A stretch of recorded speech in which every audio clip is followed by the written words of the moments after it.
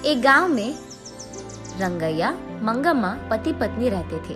उनका एक सुंदर बेटी भी थी। 2 साल से सूखे के कारण कुएं के पानी सारे सूख जाते हैं और गर्मी की मौसम होने के कारण उसका खेत भी सूख जाता है। उसके सारे पैसे वो खेत में और खेती में गवा देने के कारण उदास होकर रंगैया मंगम्मा से ऐसे कहता है, मंगा, भगवान भला हमसे ऐसे क्यों खेल रहा है।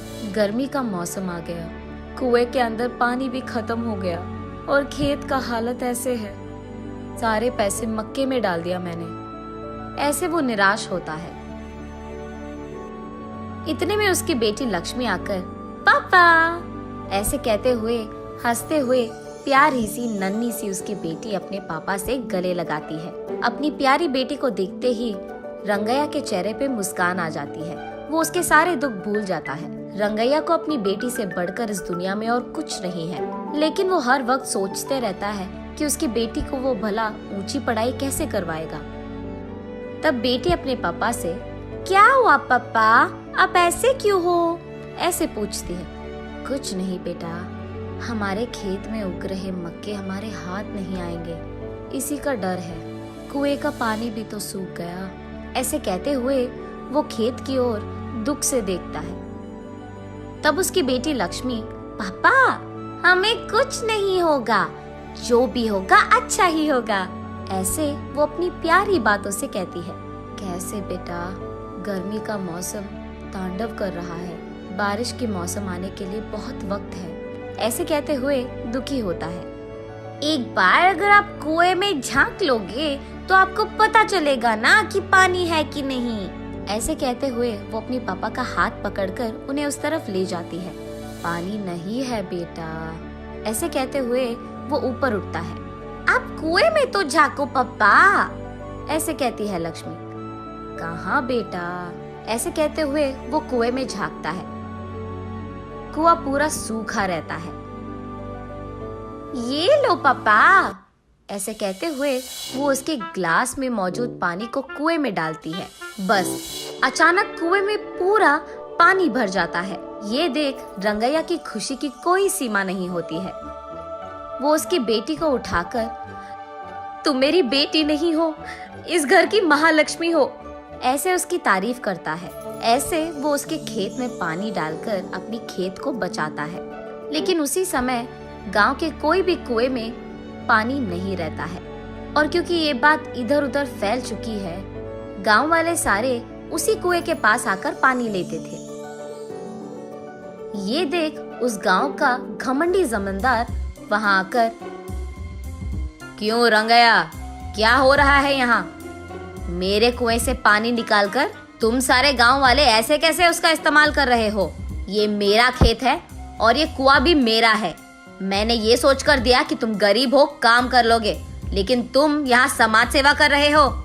ऐसे ही देखता रह जाऊंगा तो ये खेत भी तुम्हारा कह दोगे तुम। ऐसे गुस्से में उससे बात करता है। तब रंगैया, साहब मैं ऐसे थोड़ी करूंगा, हमारे पूर्वजों से यही हम काम कर रहे हैं।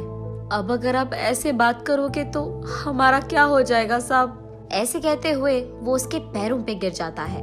लेकिन घमंडी जमींदार कुछ भी करके उस जमीन को और कुएं को हासिल करने के लिए ऐसे कहता है, ये खेत मेरा है, जो करना है कर लो, निकलो। ऐसे कहकर वो रंगैया को नाइंसाफी से बाहर धकेलकर उस खेत के चारों ओर बाढ़ डाल देता है।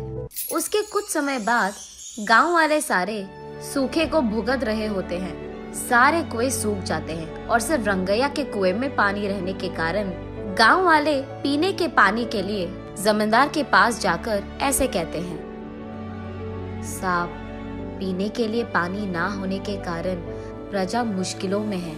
आप एहसान करके आपके कुएं का पानी हमको अगर दे सके तो, ऐसे विनती करते हैं। क्या पानी चाहिए? पानी तुम्हारे पूर्वजों की कुआं है कि तुम ऐसे पानी मांग रहे हो? पानी नहीं दूंगा, निकला। ऐसे उन लोगों को भी धकेल देता है। एक घूंट पानी दिला दीजिए साहब, हम यहाँ मर रहे हैं, ऐसे कहते हुए प्रजा उनसे विनती करती है। तब जमींदार उनके मुसीबत का फायदा उठाता है। ठीक है, पानी दूंगा, लेकिन ऐसे ही नहीं। मटके का दाम 10 रुपए करके दो, तब दूंगा पानी। मंजूर है तो लो, वरना निकल जाओ।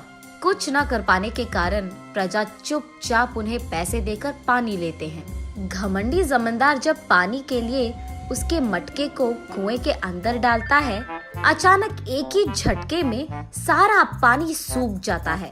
तब जाकर जमींदार को अपनी गलती का एहसास होता है। रोते हुए रंगैया के पैर पकड़ता है और माफी मांगता है।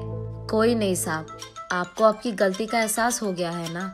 तब जाकर वो रंगैया की बेटी की सहायता से जब मटके को कुएं के अंदर डालता है तो अचानक पानी पूरा भर जाता है कुएं में और सारी प्रजा इस घटना को देख बहुत खुश होती है। रंगैया उस पानी को सारे गांव वालों में बांटते हुए, खेती करते हुए खुशी से जीता है।